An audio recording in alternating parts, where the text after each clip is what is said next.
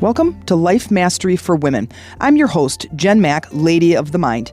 I've been studying mind mastery and emotional management and energy work and its connection to spirituality for over 25 years. And in this podcast, I help guide you out of your daily struggles in life in the areas of health, wealth, relationships, and spirituality. Life is hard, but your daily growth doesn't have to be.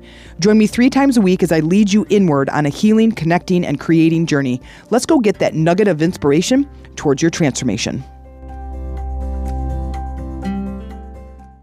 Hey ladies, it's Jen Mack, Lady of the Mind. Welcome to today's episode where I hope I am finding you intuitively connected.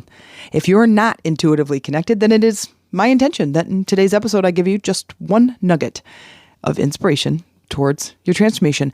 One of my favorite transformational stories is connecting to my intuition. Now, it's my favorite story. It was not my favorite experience. Let's just decipher between the two. Now, why was it a favorite story? I'll tell you in the end. Why was it not my favorite experience? Let me share. We had taken the boys to, this was all 3 boys actually, to Great Wolf Lodge. And and if you're not familiar with Great Wolf Lodge, it's just an indoor water park. It's a giant hotel and they have an indoor water park. And we had spent, were we spending the weekend there? I don't think we were. I think this was literally we were just going for the day. And we just got there. And I would say we probably hardly been there for 20 minutes. Hardly.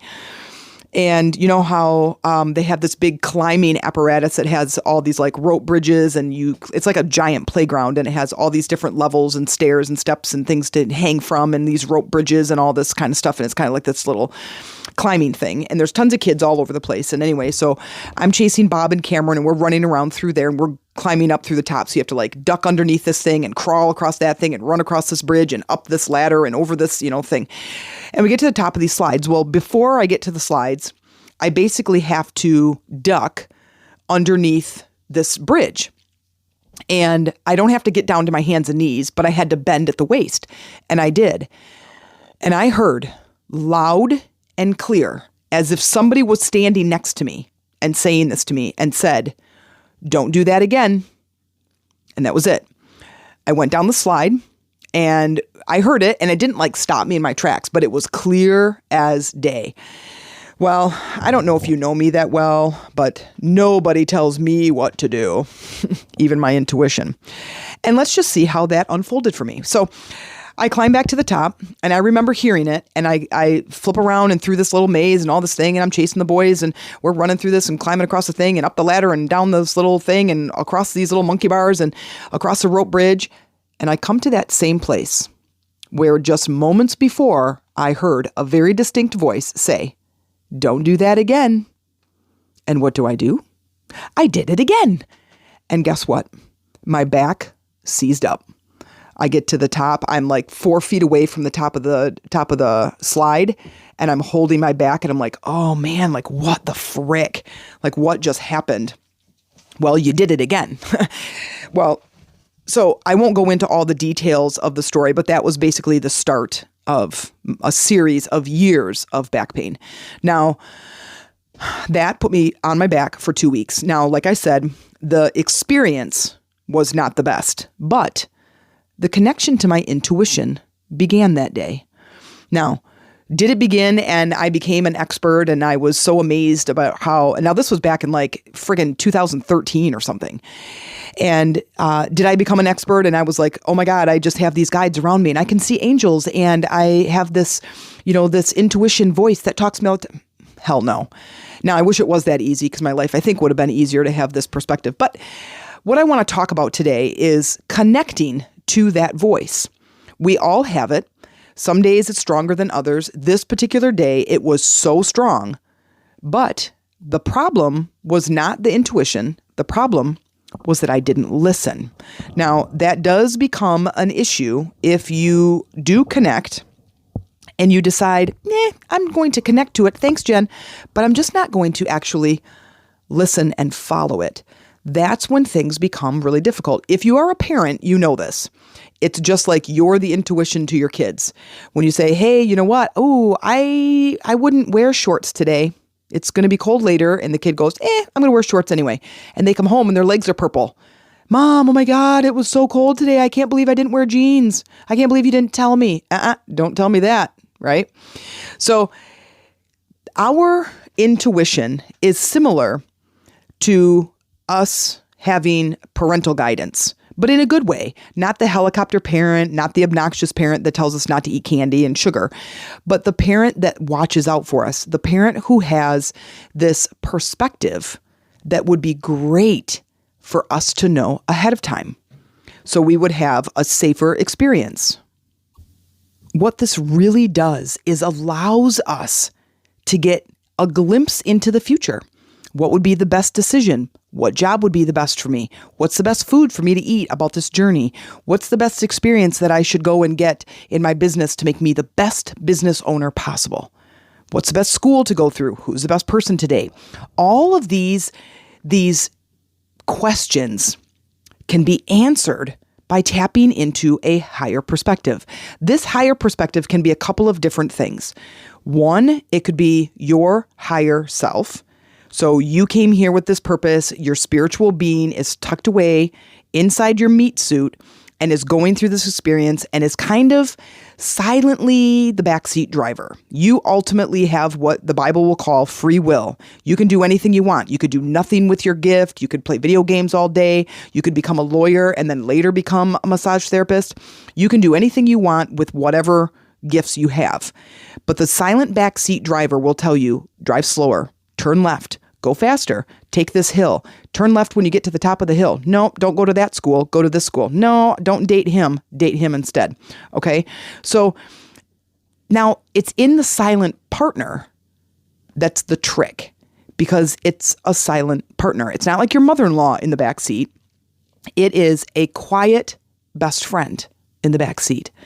Understand that your intuition is not only your best friend, but it's a higher version of you. It's the part of you that came here to explore the world and to experience and expand. And if you don't go, then you don't expand. But now there's a lot of coaches out there that will say you only get one chance. And that's not true. Life is not just about driving down the highway and you missed your exit. Now you have to drive miles out of the way to come back to your exit. It is about that opportunity will come back again, but it will look different. You ever had a friend who dates the wrong guy and then she breaks up with him or he breaks up with her or whatever, and then she dates another wrong guy? She's just getting back on the exit, right? It looks a little bit different. Maybe this guy wears glasses or he's blonde or he works at this other job, but it's still the same scenario, okay? You will have many experiences as long as you continue to be on the lookout for them. If you stand your ground and say, okay, I want to start living my higher purpose. I'm done and tired with all the lessons. I want to start learning these lessons so I can advance in my life. Once we start learning the lessons, then we get to move on. It's the same as when you graduate first grade, you get to learn new things in second grade and so on. If we don't and we continue, we just get older. Now we're the oldest first grader in the class, in the school, in history. So once you are in your life, you're kind of experiencing some things with your finances, with your relationships, with your body. It's time to start looking at your life and gaining those lessons. Now, there's lots of lessons you can get from this experience, right? So I say, oh, okay, well, I dated this person and this person was a complete moron and the relationship was terrible. Once the relationship is over, I go, okay, what lessons did I learn from that? What are the things that I won't tolerate next time versus I just speed into the next relationship, which I see often. But if we take the lessons with us, then we mold ourselves into meeting a higher perspective, becoming a little bit more elevated in our life. If I get a paycheck and I spend the entire paycheck and then a week later my rent is due, but I don't have any money, that's a pretty hard lesson to learn. Now I need to manage my money. There's so many people that I've run into that say, I just don't make enough money. And I say, the problem isn't about you making money. The problem is about you managing your money. So when there's a problem, that means that there's a skill for you to learn. So for example, the stupid relationship that I was in for 4 years, what I needed to learn from that relationship is I need to set boundaries and I need to respect myself. Because when that relationship was over, I was nothing but an empty shell, like literally an empty shell. It was an awful, awful, awful, awful times a billion of how I felt when that relationship was over. So that told me I gave too much of myself in that relationship. Now, did I do the same thing in the next one? Pretty darn close. The relationship only lasted 2 years, and it was not as bad as the 4-year relationship, but I didn't give up myself as much. And I also remember that I didn't go back and make the same mistakes that I went with the other one, like through the breakups. Girls, I bet you know exactly what I'm talking about. And that is, they apologize, and then you find yourself going over there one evening in hopes that the things would all be different. Lo and behold, weird, they're not. She just gave a bunch of lip service, and I freaking fell for it. Never again, right?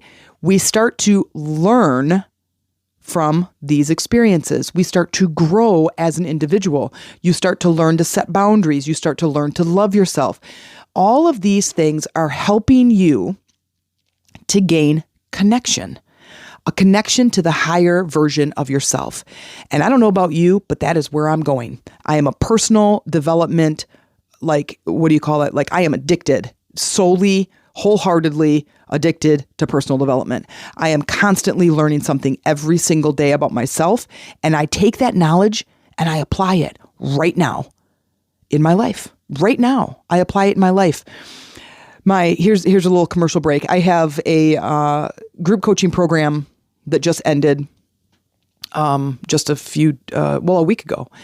And then I'm wanting to start another version with these same girls. Like I really want to move on to a longer lasting relationship, a longer lasting program with them so I can really dive deep into their healing and transformation.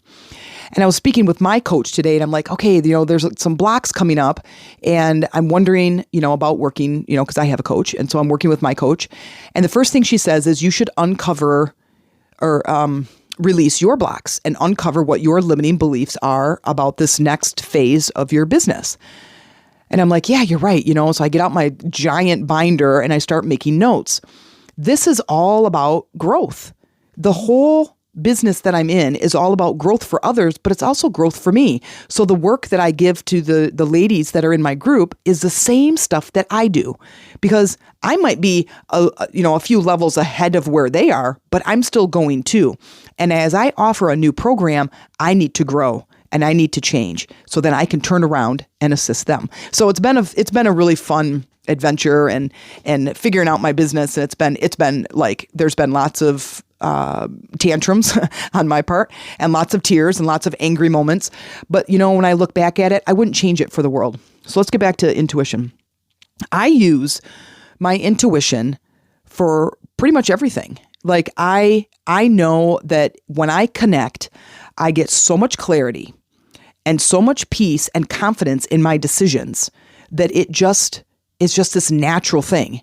It's just this definite yes. You know what I mean? It's just a definite answer. So I first want to talk about, let's first discuss what your intuition is. And I gave you a little bit, but it's a version of your higher self, and it's the quiet person. It's a quiet voice, right? The little tiny voice in the back of your head. And it's also the silent backseat driver, right? So when you understand one thing, you will start to want to create a deeper relationship and a connection with your intuition. And that one thing is your intuition is your best friend. Your intuition has your back. Your intuition wants the very best for you. Sometimes it's warnings. Sometimes it's lessons. Lessons can be a little bit difficult, but don't get mad. And sometimes it's just mere guidance. Okay? When they are lessons, you will understand that something is difficult. It is a chance for expansion. You have to walk through the muck to get to the sunny side of the street, okay? You have to get through the crappy relationships to uncover who it is you really are and for you to become the best version of yourself so you can attract the lovely person on the other side. Okay. So, but when they're warnings, this would be sort of like when they said, I wouldn't do that again. And I did. That was a warning. Okay. Don't cross the street. Don't date that guy. Don't walk down the dark alley. Don't eat that food. Don't walk under that ladder, right? Those are all warnings. The other is guidance. So like when I'm creating my program and I go, I want the best version of the program that I can create for the betterment of the planet. Like I want to elevate and help women transform to become the best version of themselves for the sake of the planet. Because if they're feeling better, then it will ripple out, right? So if that's the case, then my intuition goes, okay, this is the kind of program you should make. But there are also lessons within there. Because like I said, if I'm going to create a deeper transformational program for these gals, then I need to be more advanced, right? I need to advance my own personal and spiritual growth. Okay.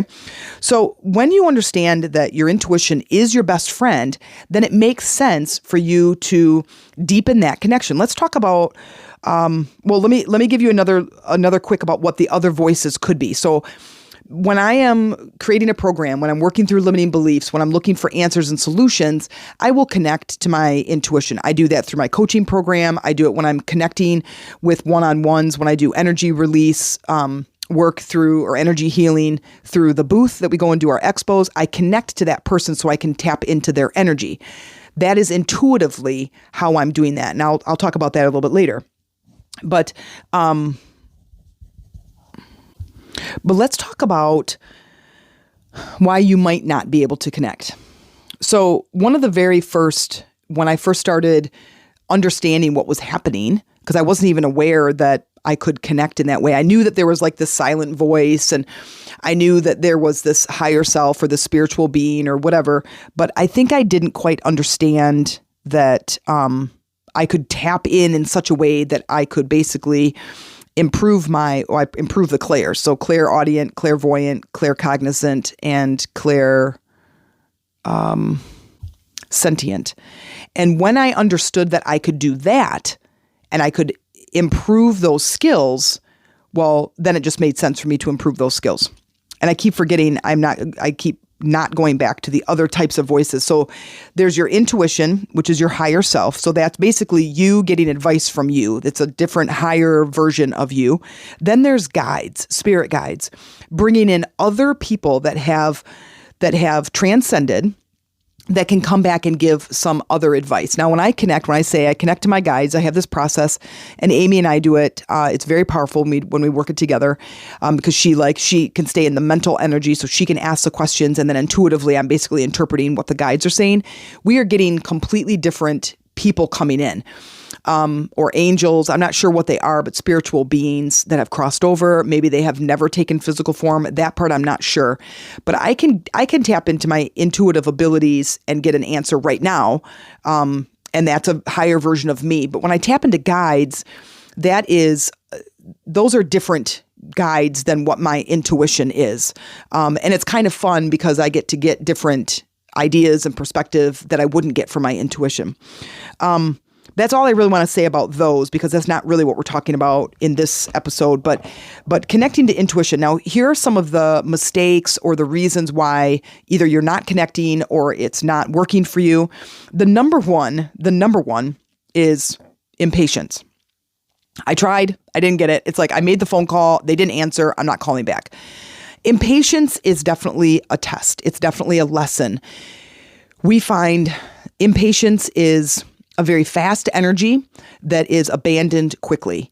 And you wait 10 more minutes, you could have gotten an answer. Now, I'm not saying to get into that meditative state and be there for 7 days. What I'm saying is continue to try, because you're going to be overcoming so many things about yourself that you have to get to another place of you in order to even be able to reach your intuition, if that makes sense. Your intuition is always in the background guiding you, but you can always override it. The more that you can open that connection between the physical version of you and the spiritual version of you, your intuition, the more you can open that connection, the stronger the connection's going to be. If it's just a teeny little silk string, then it's going to be harder for you to listen and get that guidance. So understanding that it's going to take a little bit of practice to getting in, and I'm going to talk about the how right after this, but getting into that space where intuition can talk to you. Another is inconsistency, where I did it once, but then I wasn't able to do it again. So being consistent, even if you're just connecting to say, you know what, I'm just connected. Like I work at home, right? And you should see the living room right now, which is kind of our makeshift office. My office downstairs is very cold. It's February right now, and it's terribly cold downstairs. But so I have my recording studio is downstairs. My office is downstairs. But right now I'm just kind of using a table, and I've got all my papers and binders and journals and folders and notes all over the couch and all over the table and all over the desk. And because I'm in the middle of creating this new program, and I get really overwhelmed by all the information. And my lovely organizing wife is at work right now, and it's so funny that she can help me organize this thoughts, but I help her organize her desk. It's a win-win. We are a great team. Anyway, so when we are connecting like this, like I connect in the morning, and I just say I light incense, and I say I clean and clear any and all negative energy from the space, and I allow love and light to enter here. And then if I could just connect intuitively for the day to give me guidance, support, and messages that I need when I am creating, this program or whatever it is I'm doing. And that just allows for me, it allows the connection to be strong, and it allows intuition to come in at higher speeds and with a little bit louder of a voice. So I'm like tapped in. Okay. So when you are inconsistent, you are not allowing the strength of the connection to be at its utmost power, I guess. So trying every day, doing it every morning, every evening before you go to bed. Try it during your lunchtime. There's all these different ways, and I'll talk about how you can connect in different ways, but being consistent with it and tapping in today and just allowing those messages to come through. Another is not having a process, like not really doing anything regularly. It's like you want to work a certain muscle, but let's say you want to improve your arms, and so you're doing bicep curls, and then the next day you do leg presses. Okay, well, you didn't do your bicep curls today, so your bicep curls now are not getting stronger. And so when you're not having that consistent practice, then it tends to not build the strength over time.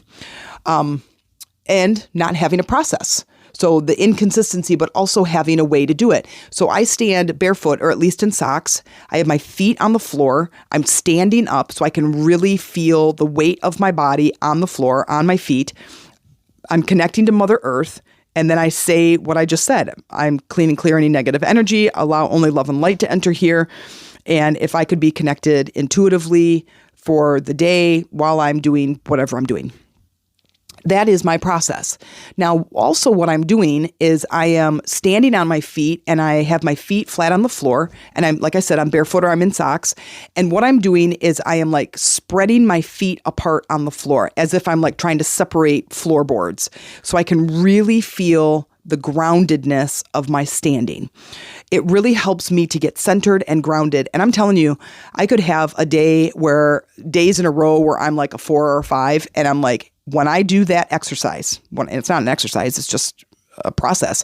When I do that, not only do I get grounded, and not only do I connect intuitively, but I'm a freaking 10 all day long. And everybody wants to be around me when I'm a 10. Okay. The next one is thinking that your mental thoughts are your intuition. That is not true. Here's how you know the difference between an intuitive thought coming from a different version of you versus it's just a mental answer.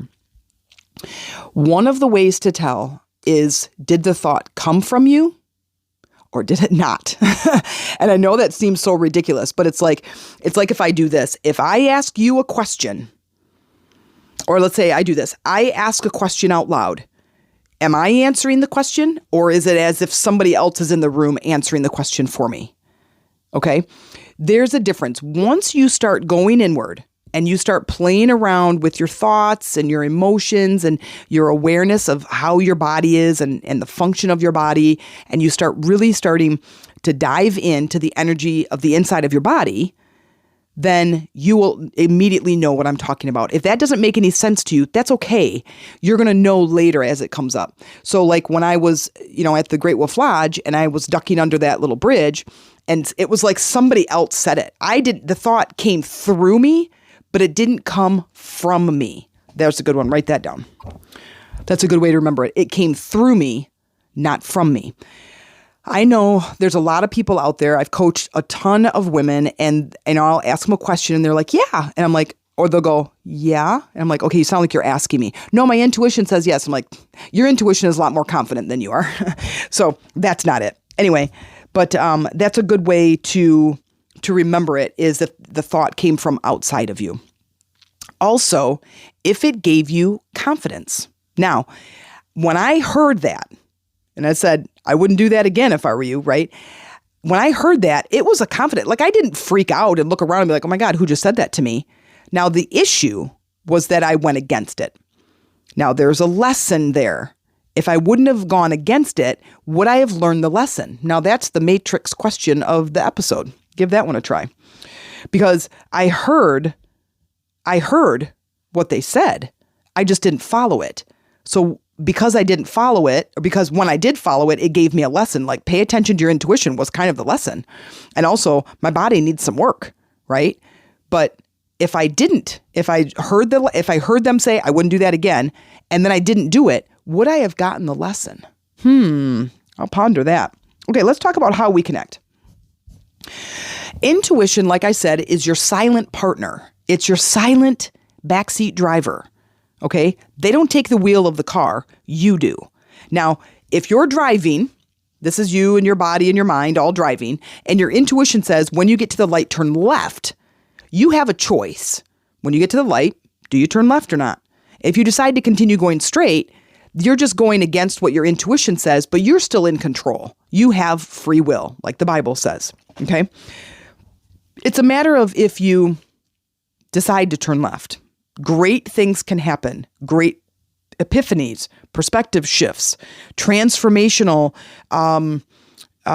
experiences. I mean, the things that when I have turned left, when my intuition said turn left, have been amazing experiences for me.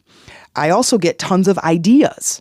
So you could get tons of ideas. You get solutions to your problems. You get guidance. You get answers. You get pointed in the right direction. You get fed the right words to say to your boss to get the raise, or to say in a job interview to get the job, right? So the benefits are amazing, and I would always recommend it.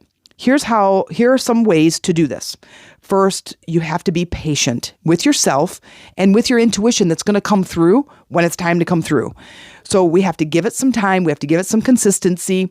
We have to create a process. Now, my process works for me, and it's been different processes over the years, but my process works for me. It may or may not work for you. So you will have to kind of explore it a little bit and come up with something that feels amazing to you, okay? But you should come up with a process. The other is to know the difference between your thoughts and your intuition. And just as you continue to strengthen the connection, you will definitely notice the difference. I feel so different in my energy when I've connected to my intuition. I'm confident. I feel strong, like my body feels strong. And I just feel like there's no static in my energy. And if you suffer from any kind of anxiety or overwhelm or chaos, you know exactly what I'm talking about. I'm just clear.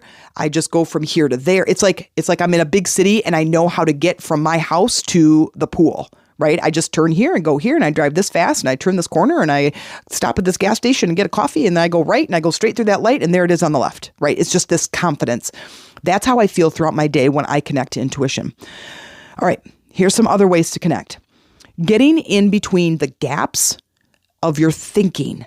When you are sitting quietly, set a timer, 10 minutes, close your eyes, sit comfortably, get quiet, and just pay attention to what your thoughts are doing. Don't guide them. Don't control them. Don't do anything, but just watch what they do. And when they start to spiral past a few seconds and you start to now where you're engaging your emotions or your body, and now your body wants to get up, then just bring them back to your breathing and bring them back to be like, nope, we're going to try to find the gap between our thoughts. For example, I'm sitting quietly and all of a sudden I'm like, ooh, I forgot. I need to send this email. And then you just let that thought go. If you attach to the thought, what happens is I can't hardly sit there any longer, and I get up and I write the email. And next thing I know, I'm over here distracted. I'm like, oh crap, that's right. I was going to try meditating, right? So just pay attention to what your thoughts are doing. And you could do several few minute ones. Like I'm going to sit for 3 minutes. Okay. And I'm going to get up and do some things because maybe I remember something and I don't want to forget it. And I'm going to go and take care of that thing. And then set another 3 minutes, get up and go do that thing and then come back and do another 3 minutes. You can break it into pieces like that. You can do 10-minute increments. What you could do also, if you're starting, especially if you're like fast paced like I am, have a tiny notebook with a pencil next to you while you're trying this.